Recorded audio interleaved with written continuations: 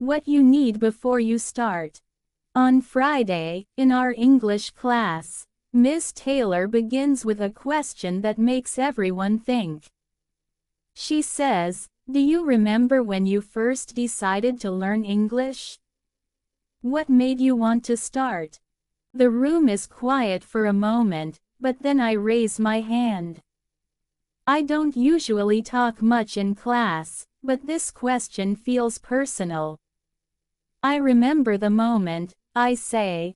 Miss Taylor smiles warmly. "Please share it with us. We'd love to hear your story." I take a deep breath and start. English wasn't always my favorite subject. In fact, when I first started learning it in middle school, I didn't enjoy it at all. It was very difficult for me. The grammar felt strange, and I couldn't remember the words. I thought it was impossible to learn.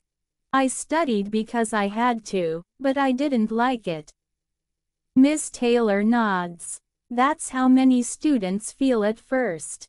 What changed for you? Well, I continue, after I finished high school, I still couldn't speak English very well. I felt embarrassed because some of my friends were good at it. I told myself that maybe English just wasn't for me. But then something unexpected happened. I've always loved music, and when I was around 20, I discovered a band called the Beatles. I loved their songs, but I didn't understand the lyrics. I wanted to know what they were singing about, so I started translating their songs. It was slow at first, but as I translated more songs, I began to understand more. The class listens quietly as I continue. Then, one day, I met two women from England on a train. They were friendly and started a conversation with me. At first, I was nervous, but I managed to say a few simple sentences. They smiled and said I was doing great. That small conversation gave me confidence. From that moment on, I decided to take learning English seriously. I listened to music, watched movies, and practiced speaking whenever I could.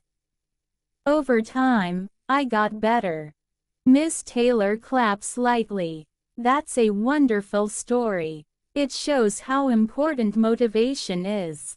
When you found something you loved, music, it became a reason to learn. Motivation is a key part of learning any language. The class shares their stories. After my story, Miss Taylor asks the rest of the class, "What motivates you to learn English? Why do you want to study this language?" Emma, who sits next to me, raises her hand. "I want to travel the world. My dream is to visit New York City and explore the United States. I think English will help me meet new people and make my trips more exciting." Carlos, a quiet student in the back, speaks next. "I want to be a chef in London. To work in a big restaurant, I need to speak English well. That's why I'm studying hard." Anna, a woman in her late 20s, adds, "I work for a small company now, but I want to work for an international business. They only hire people who can speak English. That's why I'm here." Miss Taylor nods after each story. These are all great reasons. Having a clear goal gives you direction and motivation. When you know why you're learning, it becomes easier to keep going, even when it feels difficult. Finding joy in learning. Miss Taylor then says, "There's something else that can make learning easier. It's important to enjoy something connected to English. Maybe you like English music, movies, or books. When you enjoy these things, studying doesn't feel like hard work, it becomes fun." She looks at me. "You mentioned the Beatles. Do you enjoy anything else in English? I think for a moment and reply, yes, I like watching British comedy shows. They make me laugh, and I also learn new words and phrases. Emma adds, I love watching travel vlogs on YouTube.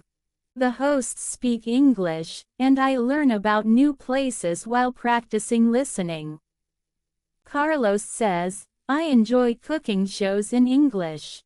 The chefs explain everything step by step, and it's easy to follow. Miss Taylor smiles. These are excellent examples. When you enjoy something, it's easier to spend time with it.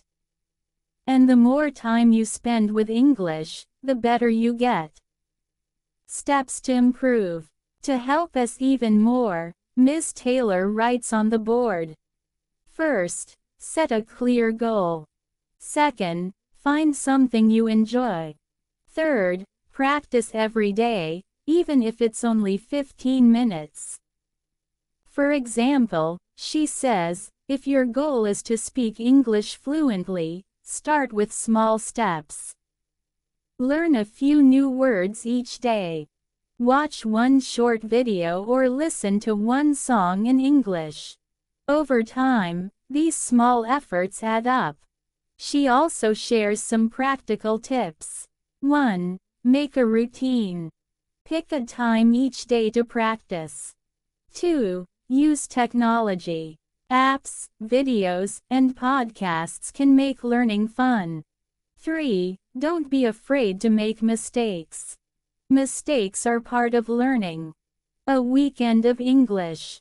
After the lesson, I decide to follow Ms. Taylor's advice. On Saturday morning, I start my day with a cup of tea and an English podcast about travel. At first, I only understand a few words, but I remind myself that it's okay. Even understanding 10% is progress. In the afternoon, I watch a comedy show in English with subtitles.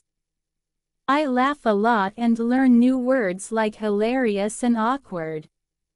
I write them down in my notebook to review later.